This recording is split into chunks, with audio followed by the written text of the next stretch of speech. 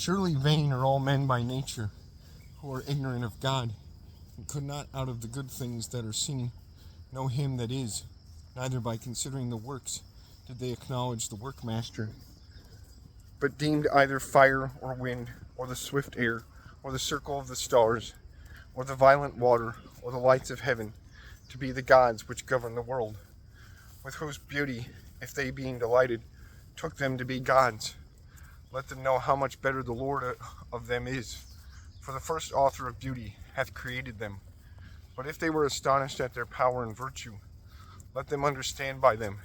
how much mightier he is that made them. For by the greatness and beauty of the creatures proportionably the maker of them is seen. But yet for this they are less to be blamed, for they peradventure err, seeking God, and desirous to find him. For being conversant in his works, they search him diligently, and believe their sight, because the things are beautiful that are seen. Howbeit neither are they to be pardoned, for if they were able to know so much that they could aim at the world, how did they not sooner find out the Lord thereof? But miserable are they, and in dead things is their hope, who call them gods, which are the works of men's hands. Gold and silver to shew art in, and resemblances of beast, or a stone good for nothing, the work of an ancient hand. Now a carpenter that felleth timber,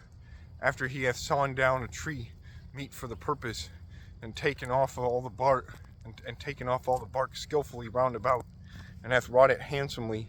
and made a vessel thereof fit for the service of man's life, and after spending the refuse of his work to dress his meat, hath filled himself, and taking the very refuse among those which serve to not use, being a crooked piece of wood, and full of knots, hath carved it diligently, when he had nothing else to do, and formed it by the skill of his understanding,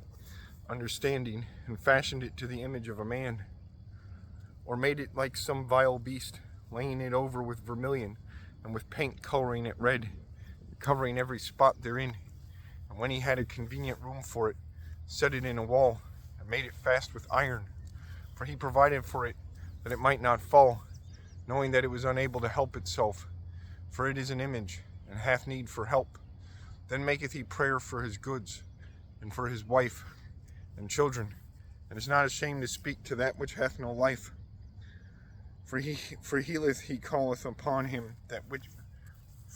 he calleth upon that which is weak. For life prayeth to that which is dead. For aid humbly beseecheth that which hath least means to help. And for a good journey he asketh to that which cannot set a foot forward. And for gaining and getting, and for good success of his hands, asketh ability to do of him that is more unable to do anything.